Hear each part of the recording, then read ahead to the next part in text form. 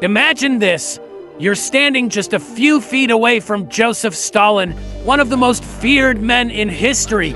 And then you sneeze. That's exactly what happened to a Soviet officer in the 1930s.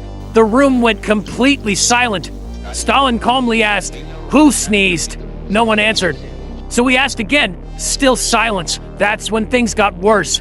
Stalin ordered an entire row of officers to be arrested. Finally, terrified, the man who sneezed stepped forward and confessed. Stalin looked at him, paused, and said, "Bless you."